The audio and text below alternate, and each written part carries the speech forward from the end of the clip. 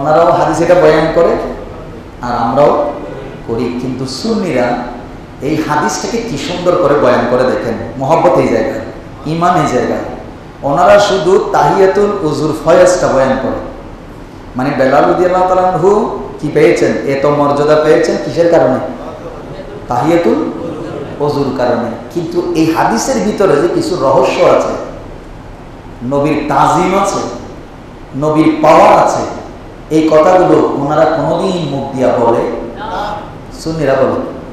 যেমন আমি বলছি, আমরা সুন্নি বললে আমাদের থেকে কেমন জানি ভালো লাগে, আর ওনাদেরকে ওনাদের নাম ধরে ওনারা যেটা করেন এটা ডাকলে ওনাদের থেকে খারাপ লাগে। কি রে ভাই, তুমি যেটা করে এটা ডাকলে খারাপ লাগবে কেন? আরো বলেছে এটা মানি আল্লাহ। এখন সুন্নি আলেমরা শারিহিনে হাদিস যারা, তারা যখন এটার ব্যাখ্যা দিল, কি সুন্দর ব্যাখ্যা দিল দেখেন।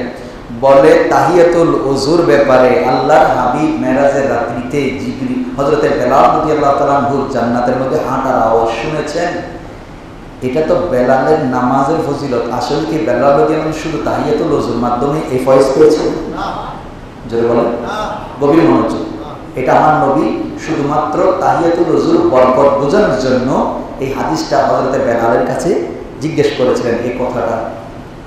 এখন আমার প্রশ্ন, বেলাল রাদিয়াল্লাহু তাআলা হাঁটতেছে কোথায়? তখন কি বেলাল রাদিয়াল্লাহু তাআলা মেরাজের সময় ইন্তেকাল করছে? হাঁটতেছে কোথায়? জমিনে। আল্লাহ রাসূল হাঁটার আওয়াজ এটা পাইছে কোথায়? সরে বলে। আচ্ছা, একটা মানুষ জমি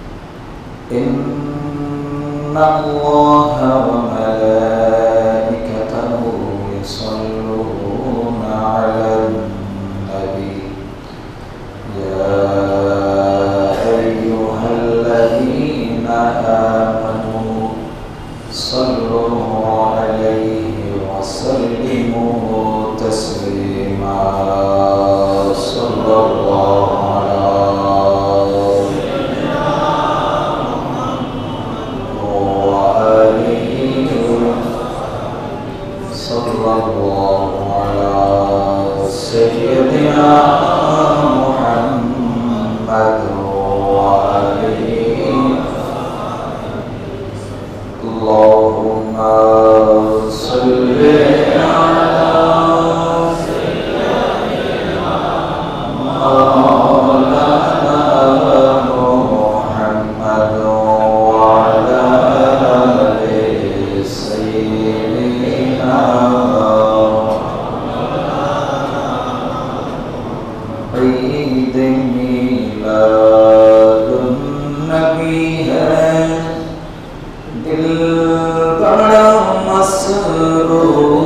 रहे ईद दीवारों की तूबा रबीउन नूर रहे अल्लाहुम्मा सल्ली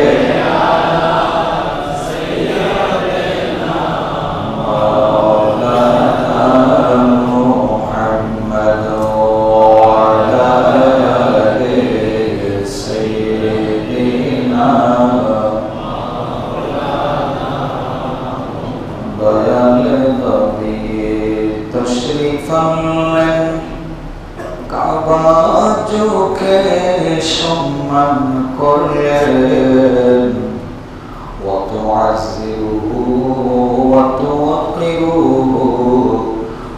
কোরআনের ঘোষণা আল্লাহুম্মা সাল্লি মাওলানা মুহাম্মাদ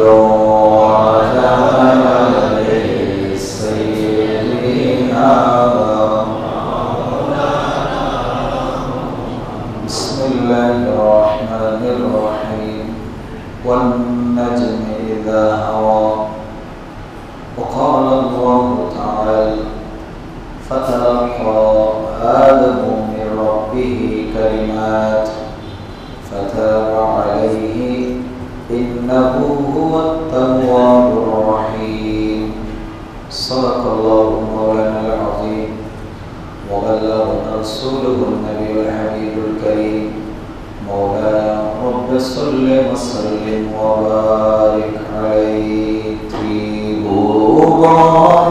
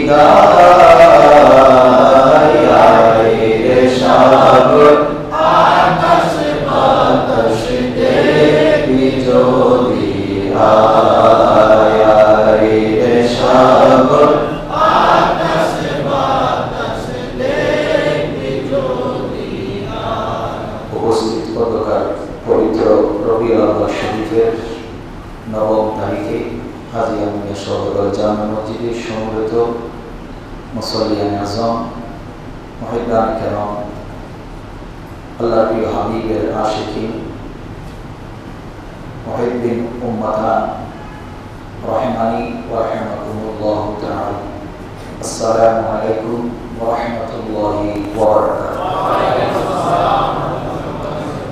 আল্লাহ পাক রব্বুল আলামিনের পবিত্র দরবারে আজকের এই মহিমান্বিত জুমাবারে অসংখ্য অগণিত শুকরিয়া জ্ঞাপন করছি যে রব্বুল আলামিন আমাদেরকে সুস্থ শরীর দিয়ে হায়াতে তৈবা দিয়ে আল্লাহর ঘরে আজকের জুমার নামাজ আদায় করার তৌফিক দিয়েছেন, ইমানি দৌলত দিয়েছেন। সবাই মহব্বতের আওয়াজে বলি আলহামদুলিল্লাহ। সাথে সাথে বাড়িয়েছে কওম মক্কা রাহমাতুল আলামিন হুজুর আকায়ে নামদার তাজদার মদিনা সুরুর কলব সিনা নবী মুহাম্মদ রাসূলুল্লাহ সাল্লাল্লাহু আলাইহি ওয়াসাল্লামের রওজায়ে তাহারে লক্ষ কোটি দরুদ আর সালামের হাদিয়া। মুআজ্জাজ সামিঈন কিরাম, কোরআনে কারীমের যে আয়াতে কারীমা কোরআন তেলাওয়াত করেছি, আল্লাহ পাক রব্বুল আলামিন এই আয়াতের মধ্যে বিশেষ করে সূরা নজমের প্রথম আয়াতে সৃষ্টি জগতের মূল নিয়ে আল্লাহ আলোচনা করেছেন। আল্লাহ পাক রব্বুল আলামিন আমাদেরকে হৃদয়ের কান দিয়ে কথাগুলো শোনার, আমল করার বোঝার তৌফিক দান করুন। আমিন। আজকে রবিউল আউয়াল শরীফের 9 তারিখ আওলাদ রাসূলের সদারতে আলহামদুলিল্লাহ বাংলাদেশে ঢাকার জমিনে জশ্ন জুলুস চলছে। আলহামদুলিল্লাহ আগামী সোমবার বিশ্বের ঐতিহ্যবাহী ঐতিহাসিক জশ্ন জুলুস আওলাদ রাসূলের সদারতে চট্টগ্রাম তথা মদিনাতুল আউলিয়ার মধ্যে ইনশাআল্লাহ অনুষ্ঠিত হবে। সকলের প্রতি দাওয়াত রইল। আল্লাহ আমাদেরকে ঈমানে মুহাব্বত নিয়ে শরীক হওয়ার তৌফিক দান করুন। আল্লাহ পাক রব্বুল আলামিন কোরআনে কারীমের মধ্যে ইরশাদ করছেন, ওয়ান নাজমি ইযা হাওয়া, শপথ ওই তারকার যেই তারকা নেমে আসতেছে। নজম মানে তারকা, এটা সবাই জানে, কিন্তু এখানে নজমের হযরতে ইমাম জাফর সাদিক রাদিয়াল্লাহু তাআলা আওলাদ রাসূল উনি যে তাহকিক করেছেন, এই শব্দের উনি 4টা অর্থ দিয়েছেন। এই 4টি অর্থের মধ্যে হযরত ইমাম কুরতুবী তাফসীর কুরতুবীর মধ্যে এরা এনেছেন এবং ইমাম বাগাবী তাফসীর বাগাবীর মধ্যে এই মানাগুলো উল্লেখ করেছেন। এছাড়াও তাফসীর রুহুল বায়ানের মধ্যে, তাফসীর রুহুল মানির মধ্যে, তাফসীর নবী শরীফের মধ্যে এই ব্যাখ্যাগুলো সূরা নজমের যে শব্দ, এই শব্দের ব্যাখ্যা আমরা দিয়েছেন। নজম শব্দের অর্থ তারকা, এটা আমরা সবাই মোটামুটি জানি, কিন্তু এই নজমের আরো অনেক অর্থ আছে। এখানে নজম মানে কি, যে নজমের শপথ আল্লাহ করেছে, ওয়ান নাজমি ইযা হাওয়া। আমি নিজের মন গড়া তফসির করলেই এটা ভুল হবে। আমি তফসির করতে পারবো আমাদের আকাবিরিন যারা আমাদেরকে আল্লাহর হাবিব থেকে ধারাবাহিক সনদ আকারে তফসির, ইবনে আব্বাস, এরপরে তফসিরে তাবারি, তফসিরে আপনার কুরতুবী, তফসিরে রুহুল বায়ান, তফসিরে রুহুল মানি, তফসিরে আহমদী, এক কথায় ধারাবাহিকভাবে 1300 বছরের ইতিহাসে সাহাবায়ে কেরাম থেকে তাবেঈন থেকে তবে তাবেঈন ধারাবাহিকভাবে যে কথাগুলো আমাদের পর্যন্ত পৌঁছেছে, ওই কথাগুলাই আমরা ইনশাআল্লাহ আলোচনার চেষ্টা করব। আলহামদুলিল্লাহ। আমাকে জুমাতে আসার আগে আমার এক ভাই বলল, এক হুজুরের ওয়াজ করতেছে, রবিউল আউয়াল আসলে অনেকের আবার মিলাদুন নবীর কথা, ঈদের কথা শুনলে সুলকানি বাড়ে। কি বাড়ে? সুলকানি বাড়ে। কেন বাড়ে সেটা আল্লাহ জানে। মাঝে মাঝে শুনলাম যে শীতকাল আসলে মানুষের কি বাড়ে, অ্যালার্জি বাড়ে, হাঁপানি রোগ বাড়ে।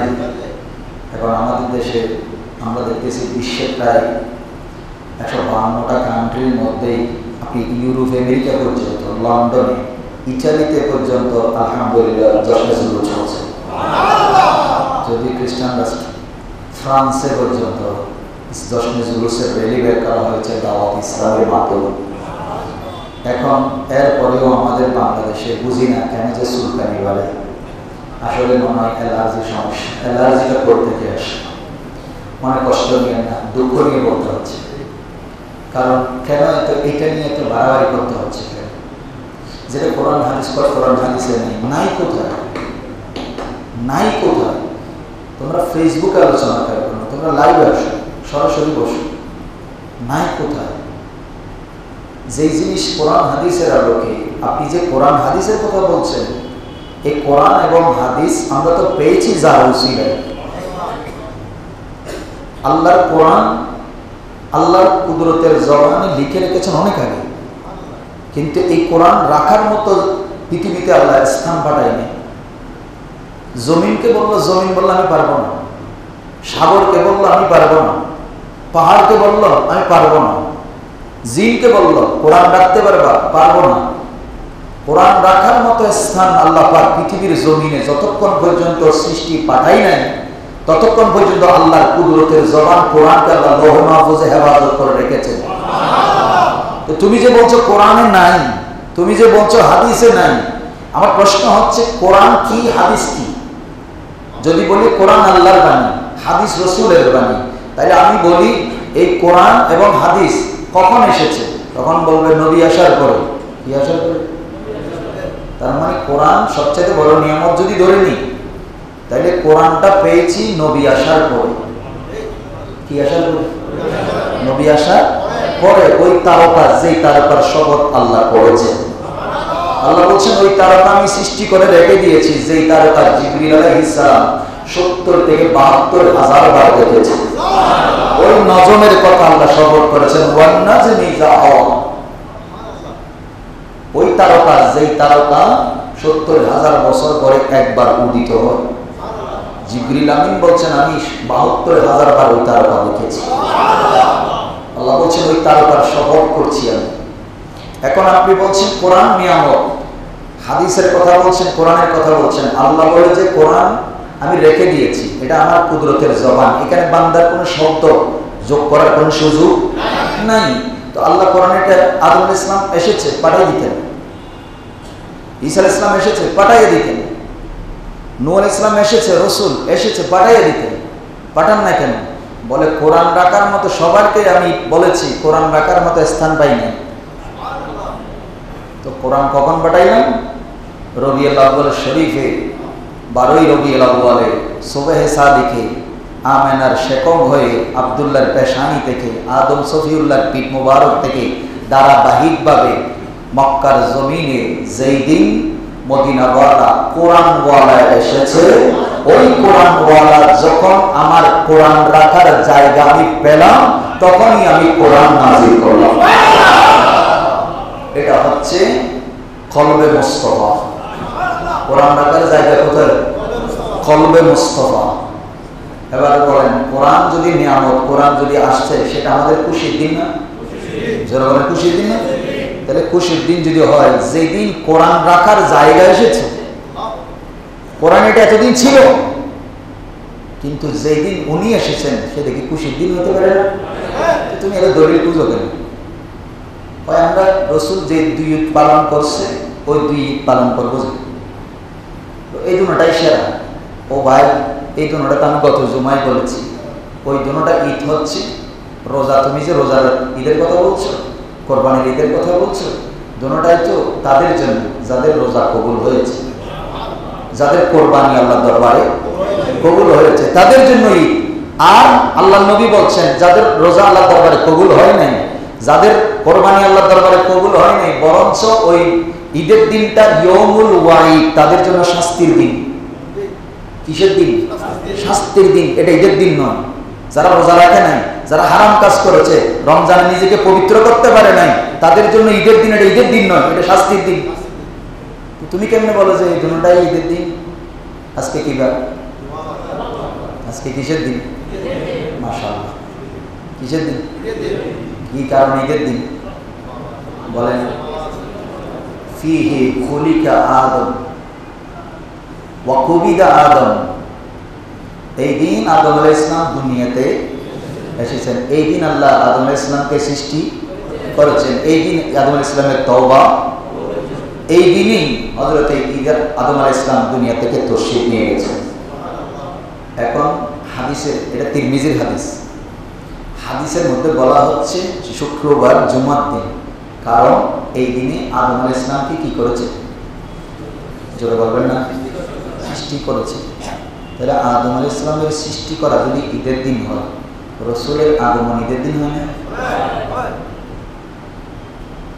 মানে মূর্খতার একটা সীমা থাকা দরকার, মূর্খতার একটা সীমা থাকা দরকার। কেন তোমার থেকে এত খারাপ লাগছে কেন? ঈদ বলছে, নবী এসেছে, খুশি হয়েছে, এত খারাপ লাগছে কেন? তুই মুসলমান, ওই হুজুর আমি রসুল যেটা করেন নাই, সাহাবী যেটা করেন নাই, সেটা আমরা মানতে পারি না। উত্তরটা সুন্দর নয়? বেশ সুন্দর, লজিক্যাল উত্তর। নবী সাহাবী যা করে নাই আমরা তা করতে পারি না। এবার আমি আপনাদেরকে বলি, বিশ্ব ইস্তেমা হয় কি না? হাজরে বলুন। কোথায়? টঙ্গীতে। কোন সাহাবী করছিল? হ্যাঁ, কোন তাবেঈ করছিল?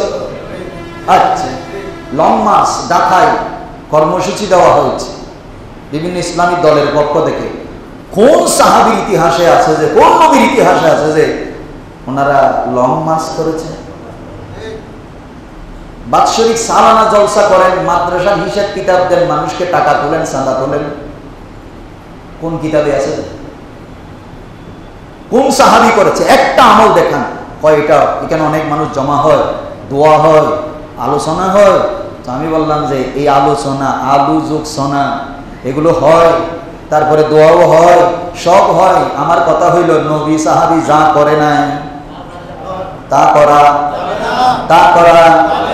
দেখান তো অমুক মাদ্রাসার বড় সভা, কোন সাহাবীরা কোন জায়গায় সভা করছে? আপনি বক্তা, আপনি আসবেন, আপনার জন্য বিশাল শামিয়ানা টাঙ্গিয়ে লক্ষ লক্ষ টাকা মানুষ থেকে চাঁদা নিয়ে যে মাহফিল করা হচ্ছে, কোন সাহাবী এই কাজ করেছে? দলিল দেখাতে পারবেন? পারবেন না। গোড়ামি শিখাচ্ছেন। শুধু নবীর বেলায় গেলেই বলেন, নবীর তাজিমের বেলায়, মিলাদুন নবীর বেলায় গেলেই ফতোয়া তোলেন। কয় নবী সাহাবী যা করে নাই আমরা তা করতে। ফতোয়া কোথায় পেয়েছেন? কয় আল্লামা ইউটিউব শরীফ থেকে। কোত্থেকে? আর কোথায় পেয়েছেন? কয় শাইখ ফেসবুক থেকে। শাইখে ফেসবুক থেকে, কিতাব থেকে না। সবাই মুফতি, সবাই শাইখ, সবাই আল্লামা ইউটিউব আর ফেসবুক শরীফ। আশ্চর্যের বিষয়। কিতাব নিয়ে বসতে পারলে বসে না। আল্লাহ আমাদেরকে বোঝার তৌফিক দিন।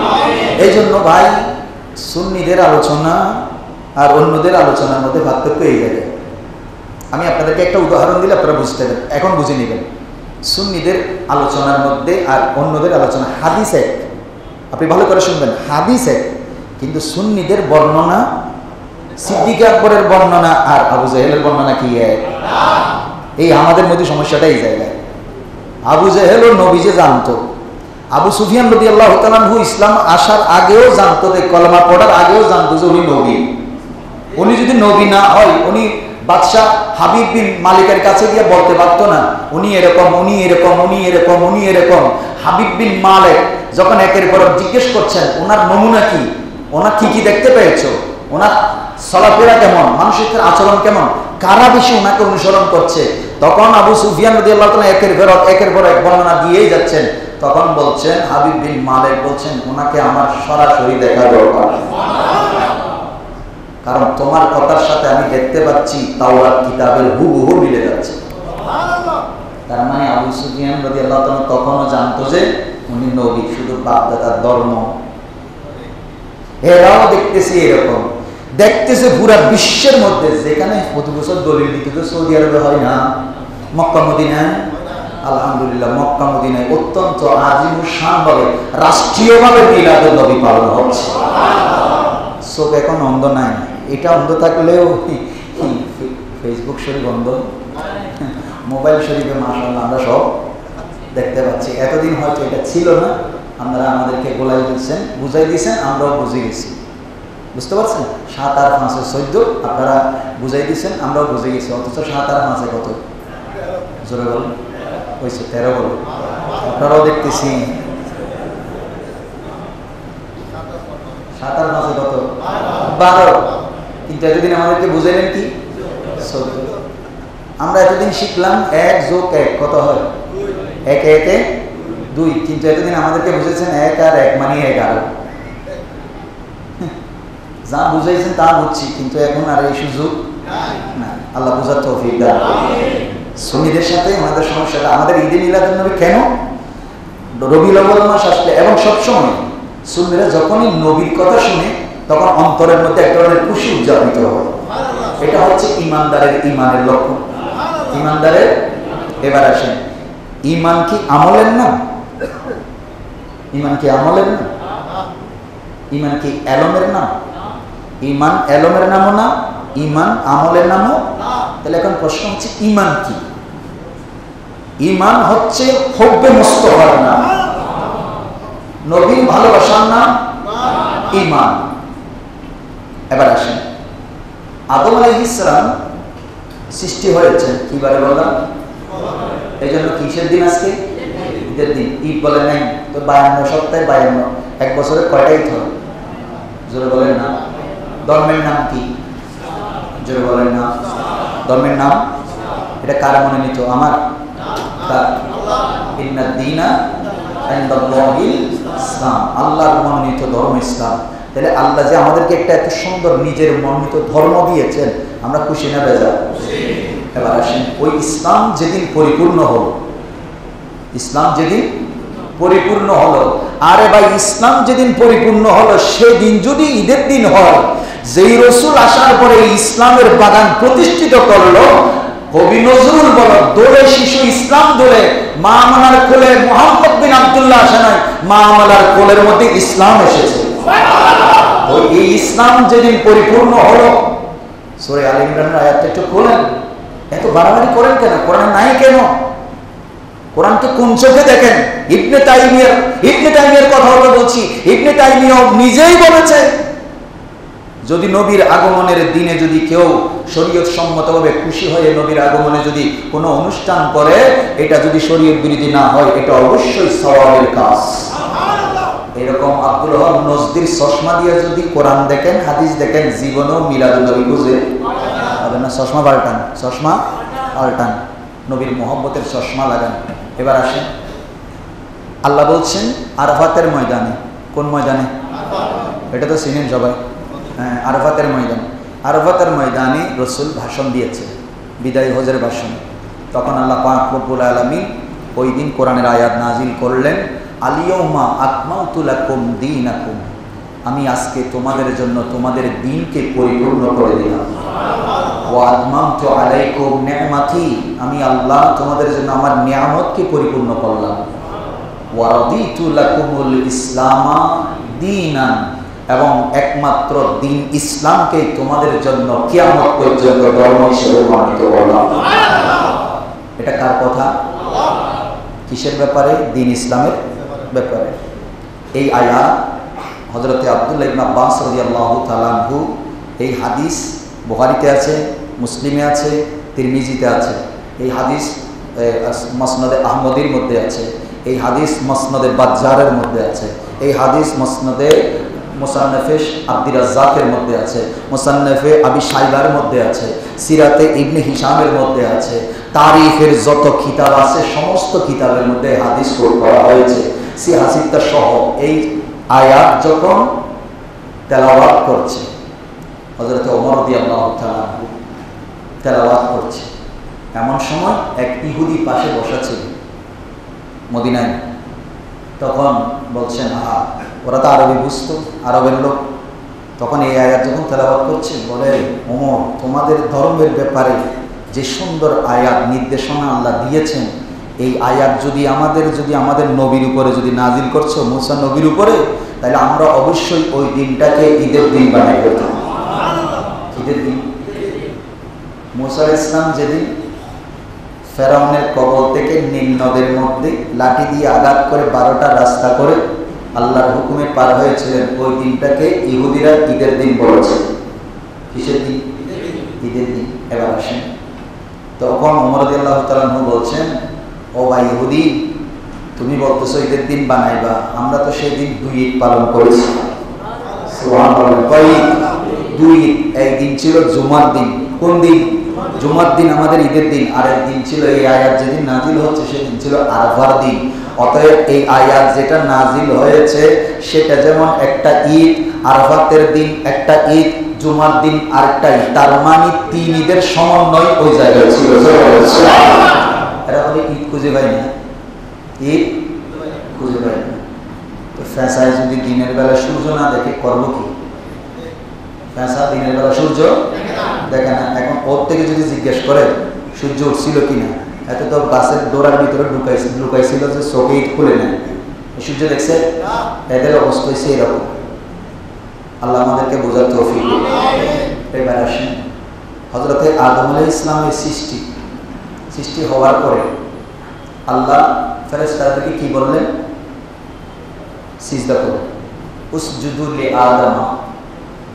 তখন কথা অনেক লম্বা, আমি যে আয়াত তেলাওয়াত করছি শুধু এটা শানে নজুলের দিকে যাচ্ছে। উসজুদু লিআদম, আদমকে কি করো? কাদেরকে বলছেন? ফেরেশতাদেরকে। কাদেরকে? ফেরেশতাদেরকে বলছেন আদমকে সিজদা করো। এখন শয়তানের ভিতরে এলম ছিল। কি ছিল? এলম ছিল, এলম গড়গড়া। আর তুমি এই অবদিন ফেসবুক, ওই সাইকে ফেসবুক বাইরে দে, যত আলোচনা ফেসবুক সব কোথায়? Facebook site. তো আদম যখন সিজদা করতে বলছে, ফেরেশতাদের মুআল্লিমুল মালায়েকা ছিলেন শয়তান, তার নাম ছিল আজাজিল। নাম কি? আজাজিল। তখন সে বলল, আমি কেমনে সালাম? খালাকতানি মিন নার ওয়া খালাকতাহু মিন তিন ওয়া আনা খায়রুম মিনহু। আমি কেমনে সিজদা করব? আমাকে আগুন দিয়ে তৈরি করা হয়েছে, ওকে মাটি দিয়ে। অতএব আগুন কোনোদিন মাটির সামনে মাথা ঝুঁকাইতে পারে না, অতএব আমি তার থেকে সেরা, আমি তাকে সিজদা করতে। এবার বলেন তো, শয়তানকে গোমরা করলো কিসে? এলমের অহংকার। এলমের, এই জন্য এলম কি এখন ইমান রাখছে না ফালাইছে? এই জন্য এলমের নাম ইমান। এলম শয়তানের ছিল, যুক্তিকও ছিল কথা, কিন্তু আল্লাহ বুঝলেন এর এখন ওই যে লেখা আছে, আমার এক বান্দা আছেন এত বেশি সিজদা করবে আসমান জমিনে কোনো জায়গা থাকবে না তার সিজদা করবে না, কিন্তু একটা সিজদার কারণে সে কাফের হয়ে যাবে। শয়তানকে বললেন, তুমি যে ওই দিন প্রশ্ন করছিলা, এটা কেমন কথা আল্লাহ তুমি লিখে রাখছো যে এত সিজদা করবে, এমন কোনো জায়গা থাকবে না তার সিজদা করবে না, আর একটা সিজদার কারণে কাফের হয়ে যাবে। তুমি সেদিন আমাকে প্রশ্ন করেছিলে, আমি তখন তোমাকে উত্তর দিয়েছিলাম, ও মুআল্লিমুল মালায়েকা, এ সময় আসলে দেখবা আজকে সে সময় এসেছে, তুমি হচ্ছ সে ব্যক্তি যে এত সিজদা করেছো, এত ইবাদত করেছো, আমার এত কর্মাবতারি করেছো, কিন্তু আমার বান্দা আদমকে, আমার নবীকে সিজদা করতে অপারগতা করার কারণে একটা সিজদার জন্য তোমার সমস্ত আমল আমি আল্লাহ বরবাদ করে দিলাম। এই জন্য এলমের বাহাদুরি, নবীর তাজিমের সময় চলে, নবীর সামনে, নবীর মহব্বতের সামনে এলমের ফখর চলে না। এবার আসে, তখন শয়তান গোমরা হয়ে গেল। ফেরেশতারা সবাই ফাসাজাদাল মালায়েকাতু কুল্লুহুম আজমাউন, তারা সবাই, তারা দেখলো শয়তান অহংকারের কারণে ধ্বংস হয়ে গেছে, সাথে সাথে সবাই আল্লাহর দরবারে কি দিল? আদম আলাইহিস সালামকে সামনে ঝুঁকে গেল, সিজদা দিল। তখন আল্লাহ পাক রব্বুল আলামিন, যিনি প্রথম মাথা ঝুঁকিয়ে দিয়েছিলেন, তিনি হচ্ছেন সাইয়্যিদুনা জিবরিল আলাইহিস সালাম। এই জন্য ওনাকে ওই দায়িত্ব অর্পণ করা হলো, আজকে থেকে আপনি হচ্ছেন সাইয়্যিদুল মালায়েকা, তুমি হলা রুহুল আমিন। তুমি হলা কি? রুহুল আমিন, মুতাইন সাম্মা আমিন, ইন্নাহু লাকাউলু রাসূলিন কারীম। তখন সৈয়দুল আদম আলাইহিস সালামকে আল্লাহ, হযরত জিবরিল আমিনকে আমার নবী মেরাজের রাত্রিতে প্রশ্ন করেছিলেন, আমি সৃষ্টি জগতের জন্য রহমত, জিবরিল আমি তোমার জন্য কেমনে রহমত? তখন জিবরিল আলাইহিস সালাম বলেছিলেন, ইয়া রাসূলুল্লাহ, আপনি যদি রহমত না হইতেন, আপনার সেই নূরানি আদম আলাইহিস সালামের পেশানিতে যদি সেদিন আপনার নূর মুবারক না দেখতাম, যেটা আমাদের মুআল্লিম সাহেব ভালো করে খেয়াল করে নাই, আমি সেটা দেখেছিলাম। আপনার সেই নূরানি যেই আপনার আদম আলাইহিস সালামের পেশানির মধ্যে দেওয়া হয়েছিল, আল্লাহ আসলে আদমকে সিজদা করতে বলছে সেটা না। যেই কারণে আল্লাহ যেই নূরে মুবারক থেকে পুরো কুল কায়নাত সৃষ্টি করেছে, ওই নূর মুবারকের তাজিম করার জন্য আমি নূরের ফেরেশতা জিবরিল আমিনকে অর্ডার করা হয়েছিল। আমি সেই দিন শয়তানের গোমরাহি থেকে বেঁচে গিয়েছিলাম, কারণ আপনি ছিলেন আমার জন্য সেই সময় রহমত। উনি হচ্ছেন সেই নবী। তো জিবরিল আলাইহিস সালামের কথা আর শয়তানের কথার মধ্যে পার্থক্য আছে না? এই জন্য সুন্নি আলেমদের সাথে ওনাদের সাথে মিলে একটা হাদিসের উদাহরণ বলি আপনাদের। আল্লাহর নবী মেরাজে গিয়েছেন, সেখানে মেরাজ থেকে এসে জিবরিল আলাইহিস সালামকে বলছেন, বেলাল রাদিয়াল্লাহু তাআলা আনহুকে বলছেন, আচ্ছা বেলাল, তুমি কি এমন আমল করো, আমি রাসূল জান্নাতের মধ্যে তোমার হাঁটার আওয়াজ শুনেছি, তোমার হাঁটার আওয়াজ শুনেছি। এটা হাদিস, সহিহ হাদিস। তখন এটা ওনারাও বয়ান করে, সুন্নি আলেমরাও বয়ান করে। তখন হযরতে বেলাল রাদিয়াল্লাহু তাআলা আমার নবীকে উত্তর দিয়েছিলেন, ইয়া রাসূলুল্লাহ, তেমন কোনো আমল নয়, আপনি আমাদেরকে একটা ছোট্ট আমল শিখিয়েছেন, সেটা হচ্ছে ওযু করার পরে 2 রাকাত কি পড়ি? তাহিয়াতুল ওযু করি। এই 2 রাকাত নামাজ আল্লাহর দরবারে হয়তো বেশি মকবুল হয়েছে। হাদিসটা সহিহ হাদিস, কোনো সন্দেহ? এখন ওনারাও হাদিস এটা বয়ান করে আর আমরাও করি, কিন্তু সুন্নিরা এই হাদিসটাকে কি সুন্দর করে বয়ান করে দেখেন। মহব্বত এই জায়গায়, ঈমান এই জায়গায়। ওনারা শুধু তাহিয়াতুল ওযুর ফয়েজটা বয়ান করে, মানে বেলাল রাদিয়াল্লাহু তাআলা আনহু কি পেয়েছেন, এত মর্যাদা পেয়েছেন কিসের কারণে? তাহিয়াতুল ওযুর কারণে। কিন্তু এই হাদিসের ভিতরে যে কিছু রহস্য আছে, নবীর তাজিম আছে, নবীর পাওয়ার আছে, এই কথাগুলো ওনারা কোনোদিন মুখ দিয়া বলে, সুন্নিরা বলে। যেমন আমি বলছি, আমরা সুন্নি বললে আমাদের থেকে কেমন জানি ভালো লাগে, আর ওনাদেরকে ওনাদের নাম ধরে ওনারা যেটা করেন এটা ডাকলে ওনাদের থেকে খারাপ লাগে। কি রে ভাই, তুমি যেটা করে এটা ডাকলে খারাপ লাগবে কেন? আরো বলে যে এটা মানি আল্লাহওয়ালা, তো আল্লাহওয়ালা সেটা ডাকলে গরম হয়ে যাও কেন? সমস্যাটাই জায়গায়। তো এখন সুন্নি আলেমরা শারিহিনে হাদিস যারা, তারা যখন এটার ব্যাখ্যা দিল, কি সুন্দর ব্যাখ্যা দিল দেখেন। বলে তাহিয়াতুল ওযুর ব্যাপারে আল্লাহর হাবিব মেরাজের রাত্রিতে জিবরিল হযরতে বেলাল রাদিয়াল্লাহু তাআলা আনহু জান্নাতের মধ্যে হাঁটার আওয়াজ শুনেছেন। এটা তো বেলালের নামাজের ফজিলত। আসলে কি বেলাল রাদিয়াল্লাহু আনহু শুধু তাহিয়াতুল ওযুর মাধ্যমে এই ফয়েজ পেয়েছেন? জোরে বলেন, গভীর মনোযোগ। এটা আমার নবী শুধুমাত্র তাহিয়াতুল ওযুর বরকত বোঝানোর জন্য এই হাদিসটা হযরতে বেলালের কাছে জিজ্ঞেস করেছিলেন এই কথাটা। এখন আমার প্রশ্ন, বেলাল রাদিয়াল্লাহু তাআলা হাঁটতেছে কোথায়? তখন কি বেলাল রাদিয়াল্লাহু তাআলা মেরাজের সময় ইন্তেকাল করছে? হাঁটতেছে কোথায়? জমিনে। আল্লাহ রাসূল হাঁটার আওয়াজ এটা পাইছে কোথায়? শুরু বলে, আচ্ছা, একটা মানুষ জমিনে হাঁটতেছে কোথায়? এখানে আমি হাঁটলে বারান্দায় শোনা যাবে? যেটা বলেন শোনা যাবে? শোনা যাবে না।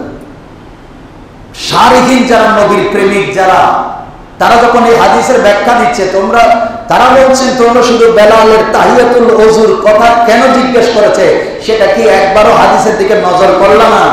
যেই নবী বেলাল মদিনার জমিনের মধ্যে হাঁটতেছেন আর আল্লাহ রাসূল জান্নাতের মধ্যে দিয়ে সেটা শুনতেছেন, একবারও কি মুস্তাফার শোনার ক্ষমতাটা একবারও কি খেয়াল করল না? যেই নবী জান্নাতে গিয়ে 7 আসমানের উপরে সিদরাতুল মুনতাহার উপরে গিয়ে বেলালের আওয়াজ এখান থেকে মদিনার জমিন থেকে শুনতে পায়, সে রাসূল কি বাংলার জমিনে বসে, সে মদিনায় মুনাওয়ারায় বসে কি বাংলার মানুষের সালাতু সালামের আওয়াজ শুনতে পায় কি পায় না? এটাই হচ্ছে সুন্নিদের সাথে আমাদের দব্যার ব্যাপার। এই জন্য ইয়া রাসূলুল্লাহ স্লোগান যখন দিই তখন তারা বলে শিরক, আর যখন সুন্নিরা ইয়া রাসূলুল্লাহ স্লোগান দেয় তখন বলে আমার মদিনাওয়ালা রাসূল আমার ডাক শুনতে পাচ্ছে। এটা আমার কথা নয়, এটা সহিহ মুসলিমের হাদিস। যারা মহব্বত নিয়ে নবীকে ইয়া রাসূলুল্লাহ বলে ডাকে, আসসালাতু ওয়াসসালামু আলাইকা ইয়া রাসূলুল্লাহ বলে, বাংলাদেশ নয়, ব্রাজিল, ল্যাটিন আমেরিকা, শুধু তাই না, পৃথিবীর কোন কোনায় সমুদ্রের তলদেশেও যদি কেউ আমার নবীকে সালাম দেয়, আমার নবী বলছেন আরুদ্দা আলাই, আমি রাসূল সেই সালাম শুনি এবং সেই সালামের উত্তর সাথে সাথে ফিরে যাই। আর তোমাদের কাছে এটা শিরিক। এই জন্য মিলাদুন নবী, ওরা অন্য কেউ মিলাদ হলে ওদের জন্য ভালো, কিন্তু নবীর মিলাদের কথা বললে শিরকের কথা ওঠে। ইহুদি খ্রিস্টানের দলিল বানায় ফেলে, জন্মাষ্টমীর সাথে তুলনা করে। মজার বিষয় হচ্ছে আল্লাহ রসুলকে আল্লাহ ওয়ান্নাজমি বলেছেন। কি বলেছেন? নাজমি বলেছেন, তারকা। 4টা অর্থের জাফর সাদেক বলছেন, আপনাকে যদি ধরি, নজম মানে একটা গাছ, যে গাছ থেকে আল্লাহ পাক করবেন সমস্ত পাতা, লতা, তারপরে ফল, ডাল সব কিছু সৃষ্টি করেছেন, আপনি হচ্ছেন শাজারাতুল তাইয়্যিবাতুন। নজর মানে সেটা। যদি ধরি জমিনের শিকড়, মূল, এজন্য আল্লাহ পাক রব্বুল আলামিন আমার নবীকে বলেছেন, আল্লাযীনা ইয়াত্তাবিউনার রাসূলান নাবিয়্যাল উম্মি। রসুল আপনি হচ্ছেন সেই রসুল যিনি হচ্ছেন উম্মি। উম্মি মানে অনেকে উম্মির অর্থ করে কাফেরে গেছে। উম্মি মানে মূল। উম্মি মানে কি? মূল। মক্কাকে বলা হয় উম্মুল কুরা, মানে গ্রামের মূল, মানে জমিনের মূল হচ্ছে এই কোরআন। নাবি মক্কা। কোরআন শরীফের সূরা ফাতিহা যেটা দিয়ে কোরআন শুরু হয়েছে, এটাকে বলা হয় উম্মুল কোরআন, কোরআনের মা, কোরআনের মূল। মাকে কি বলা হয়? আর ওই ভাষায় মাকে বলা হয় উম্মুন। উম্মুন মানে মা, কারণ ওনার গর্ভ থেকে সন্তান দুনিয়াতে আসে, এই জন্য। আর আমার নবীকে আল্লাহ বলেছেন উম্মি। রসুল আপনি হচ্ছেন সমস্ত সৃষ্টি জগতের মূল, সমস্ত সৃষ্টি জগতের মূল। এখন আমি আপনি এই কোরআন পাওয়ার পরে নিয়ামত পেয়েছি, শুকরিয়া আদায় করি, তারিফ করি, কিন্তু যার কারণে কোরআন, যার ওসিলায় কোরআন পেয়েছি, ওনার তারিফ করলে, তাজিম করলে আপনাদের পেটের মধ্যে অ্যালার্জি, গ্যাস্ট্রিক বাড়ে। এটাই হচ্ছে আপনাদের সাথে আমাদের সমস্যা, আর কিছু না। হাদিস আমরাও যেটা বলি আপনিও সেটা বলেন। সবচেয়ে বড় কথা হচ্ছে যখন আমরা বলি 12ই রবিউল আউয়াল, ওনারা তো নবীকে 40 বছর আগে নবী স্বীকার করতে চান না। সবচেয়ে দুঃখজনক হচ্ছে কেন ওরা মিলাদুন নবী করবে কেন? কারণ ওদের টিমই আছে যে যুব সমাজকে তারা ফেসবুকে আর ইউটিউবে হাদিস প্রচার করতে চায়, রসুল 40 বছর আগে নবী হবেন যে সেটাই জানে না। তো উনি মিলাদুন নবী করবে কেমনে করবে সে? অথচ সিরাতে ইবনে হিশাম আজকের থেকে 1200 বছর আগের লিখিত কিতাব, আপনি ইমাম জারির তাবারির তাফসীরে তাবারি খুলে দেখেন। শুধু তাই না, আব্দুল্লাহ ইবনে আব্বাসের রিওয়ায়াত করেন, আব্বাস রাদিয়াল্লাহু তাআলা আব্বাজান হযরতে আব্বাস রাদিয়াল্লাহু তাআলা আনহুর কথা শুনেন। আল্লাহর নবীর বয়স যখন 10, বাকিগুলো পরে রাখলাম 10, ওরা যে বলে 40 বছর আগে নবী হবেন, নবীই জানতো না। 10 বছর তখন আল্লাহর নবী চাচা আবু তালেবের সাথে সিরিয়ায় গিয়েছেন ব্যবসায়ের কাজে। কিসের কাজে? ব্যবসার কাজে। সেখানে একজন পাদ্রীর সাথে দেখা হয়েছে যার নাম বহিরা। নাম কি? বহিরা। মুখস্থ করবেন, ক্লাস 5-এর বই আছে, অথবা বহাইরা বলা হয়েছে হাদিসের মধ্যে। ওনার সাথে যখন দেখা হয়েছে, ওই বহিরা পাদ্রী আমার নবীকে দেখা মাত্র চিনে গিয়েছে।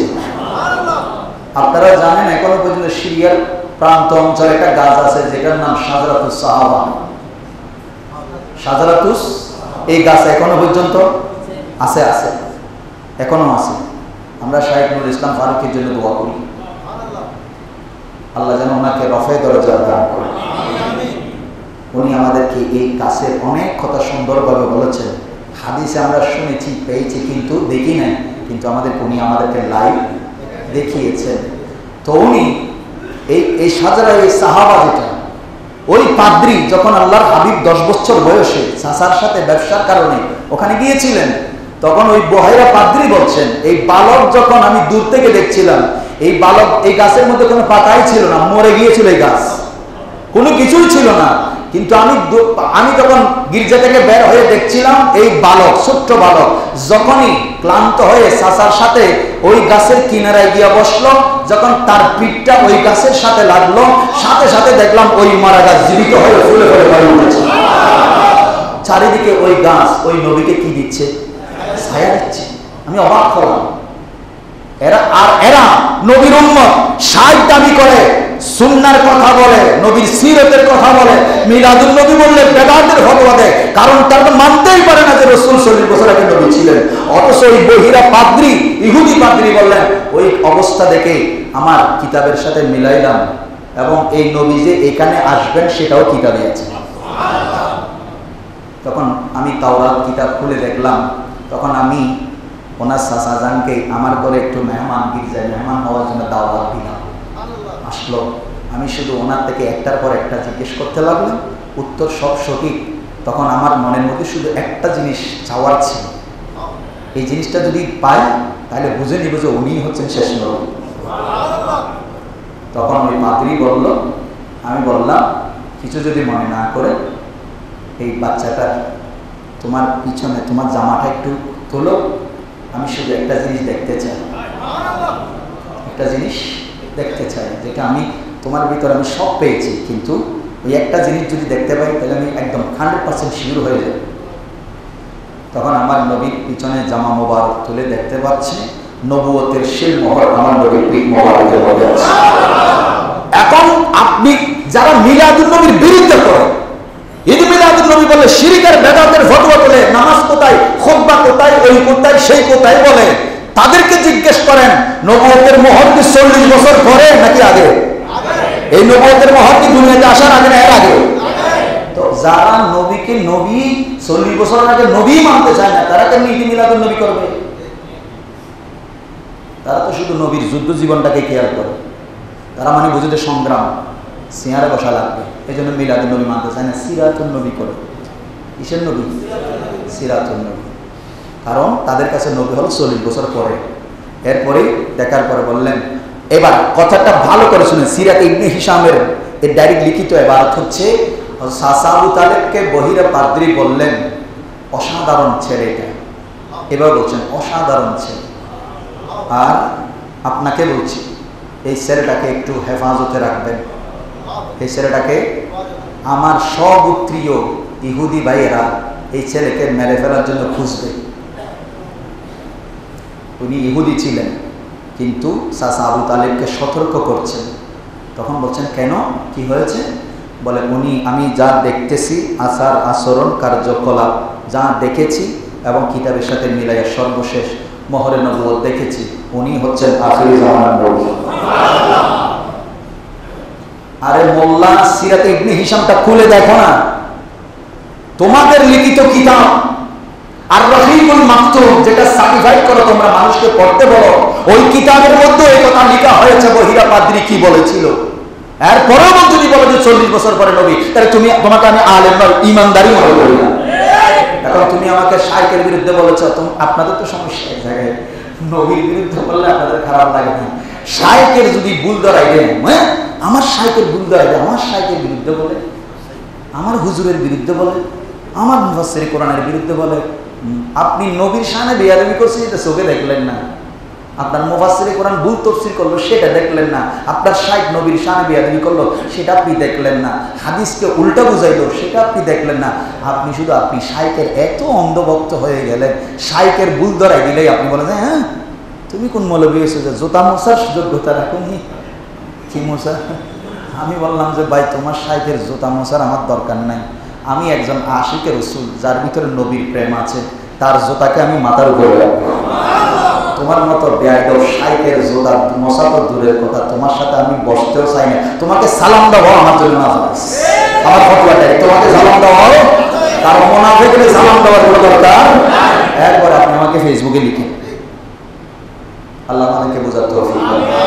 ইনশাআল্লাহ আমাদের মসজিদে পবিত্র ঈদে মিলাদুন নবী সাল্লাল্লাহু আলাইহি ওয়াসাল্লাম উপলক্ষে 3 দিন ব্যাপী প্রতি বছরের মতো ধারাবাহিক ইনশাআল্লাহ মাহফিল হবে এবং আগামীকাল থেকে ইনশাআল্লাহ আমাদের মাহফিল শুরু হবে। আগামীকাল শনিবার, রবিবার, সোমবার 3 দিন ব্যাপী ইনশাআল্লাহ মাহফিল হবে এবং 10 রবিউল আউয়াল মাইজবান্ডার দরবার শরীফে ওনারাও আপনাদেরকে দাওয়াত দিয়েছেন, বাগেরহাট থেকে ইনশাআল্লাহ মাহফিল হবে 14 সেপ্টেম্বর। আল্লাহ পাক ওনাদের মাহফিলকেও কবুল করুন। সবাই যে যেখানে ঘরে এলাকায় যে যেখানে আছে ঘরের মধ্যে পরিবার নিয়ে নবীর মিলাদের আলোচনা করুন, কারণ আপনার ছেলে আমার ছেলে আজকে মিলাদুন নবী বললে বেদাত শুনতেছে কোথায়? ফেসবুকে। হ্যাঁ, এখন আপনার ছেলেকে আপনি যদি বুঝাইতে না পারেন হব্বের রসুল কি, ইমান কি, আপনার ছেলেকে আমি তো বাসায় গিয়ে বোঝাবো না। আপনার সন্তান তো আমার ওয়াজ শোনার জন্য এখানে আসে না, আপনার পরিবার, আপনার মেয়ে, আপনার স্ত্রী তো আসে না। এখন এটা আপনার দায়িত্ব। কারণ আপনি যদি আজকে তাদেরকে এই বীজ বপন করতে পারেন, ইনশাআল্লাহ নবীর মহব্বত যদি তার অন্তরে সেট হয়, তাকে আর গোমরা করতে। আমাদের সমস্যা হচ্ছে আমাদের মাঝিরা, আমাদের বউরা, আমাদের সন্তানরা এখন ফেসবুকে ব্যস্ত, আলেম ওলামার সাথে আমাদের কোনো সম্পর্ক নাই। এখন যারা আলেম ওলামা আছেন, ওই আলেম ওলামা যাদেরকে টাকা দিয়ে 5 টাকা দিলে মিলাদুন নবী না যাইস, মালয়েশিয়া গেলে যাইস। আমরা এদিকে রেলি করলে, বাঁশ নিয়ে করলে বেঘা, আর ওনারা জাহাজে করলে দাঁত। কেমনে দুই মুখী নীতি, আমি করলে না যাইস, তুমি করলে কি যাইস, এটাই সমস্যা। আল্লাহ এদের থেকে আমাদেরকে হেফাজত করুন।